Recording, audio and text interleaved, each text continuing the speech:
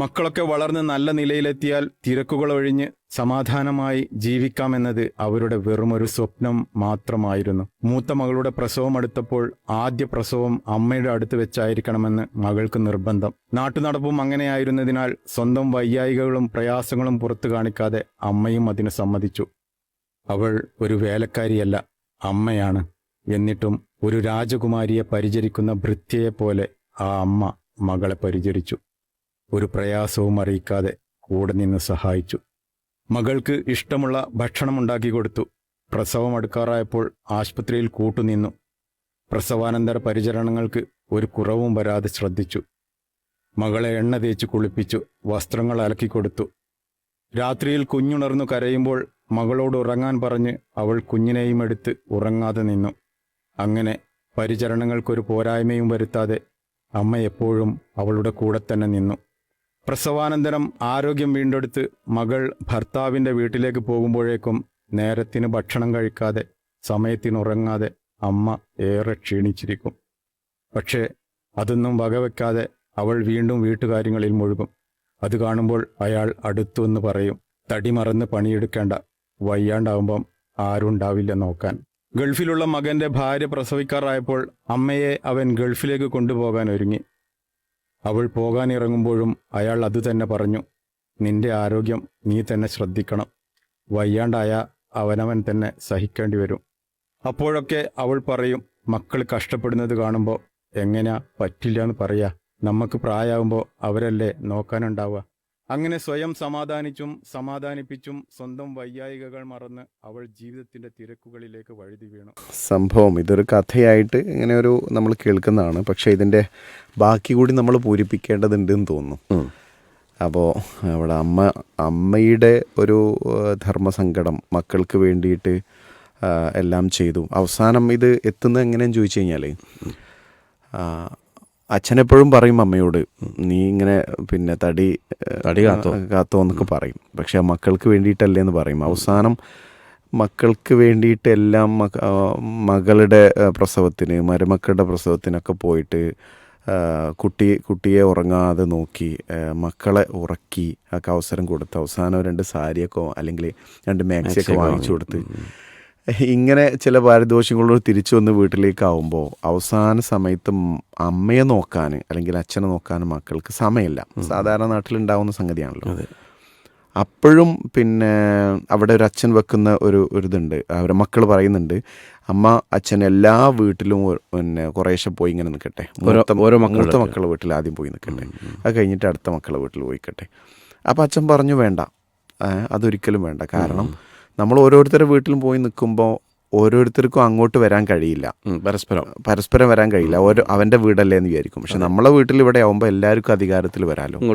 അപ്പോൾ എങ്ങോട്ടും പോകണ്ട, നമ്മളിവിടെ തന്നെ നിന്നാൽ മതി. അവസാനം എന്ത് ചെയ്തു? ആരും വന്നതുമില്ല, അവരവിടെ ഒറ്റയാകുകയാണ്. തനിച്ചാവുമ്പോൾ മക്കൾക്ക് മക്കളുടേതായിട്ടുള്ള ലോകമായി അവരുടെ തിരക്കും കാര്യമൊക്കെ. അതിനിടയിൽ അച്ഛൻ മരണപ്പെട്ടുപോയി. അച്ഛൻ മരണപ്പെട്ടപ്പോൾ പോലും മക്കൾക്ക് വരാൻ സമയം കിട്ടിയില്ല. കുറേ കഴിഞ്ഞ് പിന്നെ അമ്മ ഒറ്റയ്ക്കായപ്പോൾ പിന്നെ ചില മക്കളൊന്ന് കൂടി ആലോചിച്ചു, അമ്മയെ ഓരോരുത്തരും വീട്ടിലേക്ക് കൊണ്ടുപോകണം, മാറി കൊണ്ടുപോകണം. പക്ഷേ അവിടെയും മത്സരമായിരുന്നു. നീ കൊണ്ടുപോകണം, എനിക്ക് വീട്ടിൽ ഇന്ന പ്രശ്നങ്ങളുണ്ട്, മറ്റൊരുത്തർ ഇന്ന പ്രശ്നങ്ങളുണ്ട്. എല്ലാവർക്കും പ്രശ്നങ്ങളും പരാതികളും. അമ്മയെ കൊണ്ടുപോകാനോ അമ്മയെ കൂടെ നിർത്താനോ കഴിയുന്നില്ല. അവസാനം അച്ഛൻ മരണപ്പെട്ടതുപോലെ അമ്മയും ആ വീട്ടിൽ തനിച്ചായി മരണപ്പെടുകയാണ്. ഇതൊരു കഥയാണ്. കഥ എന്ന് മാത്രമല്ല, നമ്മുടെ നാട്ടിലെ യാഥാർത്ഥ്യത്തിൻ്റെ പൊതുവിൽ നടന്നുകൊണ്ടിരിക്കുന്ന, നമ്മളൊക്കെ പലപ്പോഴും പ്രസംഗത്തിലും അവിടെയും ഇവിടെയൊക്കെ ഒരു ധാരാളം കേട്ടുകൊണ്ടിരിക്കുന്ന, പത്രവാർത്തകളിലൂടെ അനുഭവിച്ചു കൊണ്ടിരിക്കുന്ന, എത്ര കേട്ടാലും നമ്മുടെ നാട്ടിൽ ആ ഒരു യാഥാർത്ഥ്യത്തെ ഇല്ലാതെയാക്കാൻ കഴിയാത്ത രൂപത്തിൽ ഇങ്ങനെ ആ അവസ്ഥകൾ വളർന്നുകൊണ്ടിരിക്കുന്ന അവസ്ഥയിൽ നമ്മൾ ചിന്തിക്കേണ്ടത്, ഒരു മുസ്ലിം കുടുംബത്തിൽ ഈ അവസ്ഥ ഉണ്ടെങ്കിൽ അതുവരെ അയാൾ ജീവിച്ചതൊരു മുസ്ലിം ജീവിതമല്ല എന്നതിൻ്റെ വലിയൊരു തെളിവാണ്. തന്നെ നമ്മൾ ചിലപ്പോഴൊക്കെ പറയാം, ഇപ്പോൾ ഈ ഉമ്മനെ ഞാൻ അങ്ങോട്ട് കൊണ്ടുപോയില്ലേ, ഇത് ചിലപ്പോൾ ഒരു ദുബായിലായിരിക്കും അല്ലെങ്കിൽ ഗൾഫ് രാഷ്ട്രങ്ങളിലായിരിക്കും.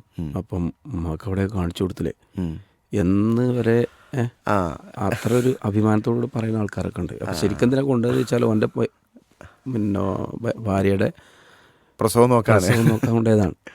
മനസ്സിലായല്ലോ. അപ്പം അതൊരു വലിയൊരു പിന്നെ അതെ അതെ അത് വെച്ചാൽ പിന്നെ എന്തെങ്കിലുമൊക്കെ ചിലത് ചെയ്ത് കൊടുത്തിട്ട് അതോടുകൂടി എല്ലാം തീർന്ന് അല്ലേ അയിമ്മൽ സാറ്റിസ്ഫൈ ചെയ്യുക അങ്ങനെയുള്ള മാനസികാവസ്ഥ ഉണ്ട്.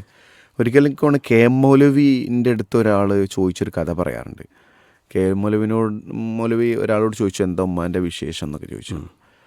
ആ ഉമ്മക്ക് അൽഹംദുലില്ലാ സുഖമാണ്, ഉമ്മ ഇപ്പം എൻ്റെ കൂടെയാണ് താമസിക്കണമെന്ന് പറഞ്ഞു. അപ്പോൾ കെ എം മൗലവി പറഞ്ഞു വലിയ സുഖം ഉണ്ടാവാൻ ചാൻസ് ഇല്ല, അങ്ങനെയല്ല നീ പറയേണ്ടത്. അയിമൻ തന്നെ മനസ്സിലായി പറയുന്നത് ഞാൻ ഉമ്മയുടെ കൂടെയാണ് താമസിക്കുന്നത് എന്ന് പറയുന്നതും ഉമ്മ എൻ്റെ കൂടെയാണ് താമസിക്കുന്നത് എന്ന് പറയുന്നതിൽ രണ്ട് മനോഭാവത്തിൻ്റെ വ്യത്യാസമുണ്ട്. അപ്പോൾ അവിടെ വലുതാണ്. അതെ, ഉമ്മൻ്റെ ഒപ്പമാണ്, ഉമ്മൻ്റെ ഒപ്പമാണ്, ഉമ്മാനെ ഞാനാ നോക്കണേ കണ്ടില്ലേ. സുബ്ഹാനല്ലാഹ്. ഏതായാലും അത്തരമൊരു നേരത്തെ നിങ്ങൾ സൂചിപ്പിച്ചതുപോലെ ഒരു മുസ്ലിം കുടുംബത്തിലാണെങ്കിൽ ഇങ്ങനെ ഒരു സംഭവം വരാതിരിക്കാൻ നമ്മൾ ഓരോരുത്തരും മക്കളാണല്ലോ നമ്മളൊക്കെ. മാത്രമല്ല ഇനിയും നമ്മൾ മാതാപിതാക്കളാകുന്ന അല്ലെങ്കിൽ ആ ഒരു ഘട്ടത്തിലേക്ക് എത്തുന്നൊരു സമയം നമുക്ക് വരാനുണ്ട്. അപ്പോൾ ഒരിക്കലും ആ ഒരു പിന്നെ ആ തുണയെ അല്ലെങ്കിൽ ആ ഒരു സ്വർഗത്തിലേക്കുള്ള പ്രവേശന കവാടത്തെ നമ്മളൊരിക്കലും ഒറ്റപ്പെടുത്തരുത്. നമുക്ക് ആ ഒരു കാരണവശാലും അതിൻ്റെ പേരിൽ അള്ളാഹിൻ്റെ അടുക്കുന്നൊരു ശിക്ഷ വാങ്ങുന്നൊരവസ്ഥ ഉണ്ടാവരുത് എന്ന് നമ്മൾ എല്ലാവരും ഈ ശ്രോതാക്കൾ മുഴുവൻ ശ്രദ്ധിക്കണമെന്ന് ഓർമ്മപ്പെടുത്തുകയാണ്. ഇതൊരു കഥ കേൾക്കുന്ന എനിക്ക് തോന്നിയത് ഈ പ്രതിബന്ധങ്ങളാണ് പലർക്കും തടസ്സം ഉണ്ടാകല്ലേ. ആ പ്രശ്നം ഈ പ്രശ്നം അത് ഒരാളും എവിടെയും ഉമ്മയും ഉപ്പയും നോക്കാൻ വേണ്ടിയിട്ട് തടസ്സമല്ലാതെ ഒരു തടസ്സമില്ല എനിക്ക് ഫുൾ ഫ്രീ ആന്ന് പറഞ്ഞിട്ട് ആരും ഉണ്ടാവില്ല. പക്ഷെ അവൻ്റെ മനസ്സാണ് ആ തടസ്സങ്ങളിലെല്ലാം അവനെ ഫ്രീ ആക്കുന്നത്. ആ ഒരു മനസ്സ് മാത്രമാണ്. ആ മനസ്സില്ലാത്ത ഏതൊരാളും ഈ പല പ്രയാസങ്ങളുണ്ട്, പ്രയാസങ്ങളൊക്കെ തീർക്കുകയാണെങ്കിൽ കുഴപ്പമില്ല ഇനി എന്ന് പറഞ്ഞിട്ട് ഒരാൾക്കും ഇതിന് അവസരം ഉണ്ടാവില്ല.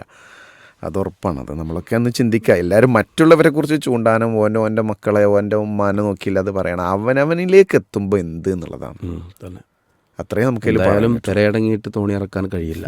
നമ്മളെ പ്രശ്നങ്ങൾ ഒഴിവാക്കിയിട്ട് ഉമ്മാനെ പാപ്പാനെ നോക്കാൻ നമുക്ക് കഴിയില്ല. ഉമ്മയും പാപ്പയുമാണ് നമ്മളാവാനുള്ള കാരണം എന്ന് നമ്മൾ മനസ്സിലാക്കുന്നു. ഒപ്പം അവരെ സംരക്ഷിക്കാനുള്ള ഉത്തരവാദിത്തം റബ്ബ് നമ്മളെ ഏൽപ്പിച്ചിട്ടുണ്ട് എന്ന് മനസ്സിലാക്കുക. അത്തരമൊരു അനുഭവം നമുക്കും വരാനുണ്ട് എന്ന ചിന്തയും നമ്മൾ മതിക്കേണ്ടതുണ്ട്. ഇൻഷാ അല്ലാഹ് നമ്മൾ അടുത്തൊരു പ്രോഗ്രാമിലേക്ക് പോകാം. ഒരു അനുബന്ധമായൊരു മെസ്സേജ് വായിക്കണം തോന്നുന്നു. ഷുഹൈബ എം വളപട്ടണത്ത് എന്ന് പറഞ്ഞത് എല്ലാ വീട്ടമ്മമാരും ചിന്തിക്കേണ്ട ചിന്ത തന്നെയാണ് ഇന്നത്തെ ചിന്ത. മക്കൾക്ക് വേണ്ടി തടിമറന്ന് അധ്വാനിച്ചാൽ അവസാനം മക്കൾ ആരും ഉണ്ടാവില്ല. അതിൽ വേറൊരു വിഷയം കൂടെ ഉണ്ട്. എന്ന് വിചാരിച്ച് മക്കൾ നോക്കണ്ട എന്നല്ല, അല്ലേ? അങ്ങനെ ഉണ്ടല്ലോ, ചിലപ്പോൾ എന്നെ ഒരു നോക്കൂല, അതുകൊണ്ട് ഞാൻ അപ്പം അതിന് നിൽക്കേണ്ടതില്ല.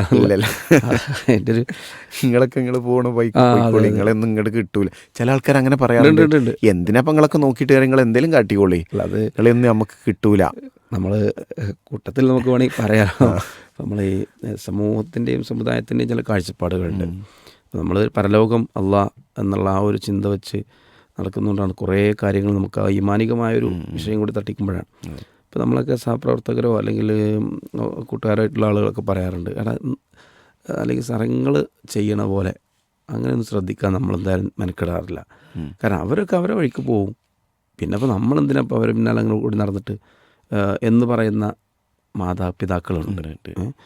അതേ പ്രതികരണം മക്കളിൽ നിന്നും കിട്ടാറുണ്ട്. നമ്മളിപ്പോൾ അതിന് കാര്യമായിട്ട് അവർ നോക്കിയിട്ടൊന്നുമില്ലല്ലോ. പിന്നെ ഇപ്പോൾ വല്ല അസുഖമോ കാര്യങ്ങളൊക്കെ ഉണ്ടെങ്കിൽ എന്തെങ്കിലും ഹോസ്പിറ്റലിൽ കൊണ്ടുപോകാന്നല്ലാതെ അവിടെ അങ്ങനെ പോയി കിടക്കേണ്ട കാര്യം എന്താ എന്ന് പറയുന്ന മക്കളും ഉണ്ട് എന്നർത്ഥം. അപ്പോൾ അത് നമ്മൾ അതിനൊക്കെ ശരിക്കും നാട്ടു നടപ്പ് എന്നാ പറയാം. പക്ഷെ നാട്ടു നടപ്പ് നോക്കേണ്ടവരല്ല നമ്മൾ. മക്കളോടുള്ള ബാധ്യതയും മാതാപിതാക്കളുടെ ബാധ്യതയും തിരിച്ചും മറിച്ചും.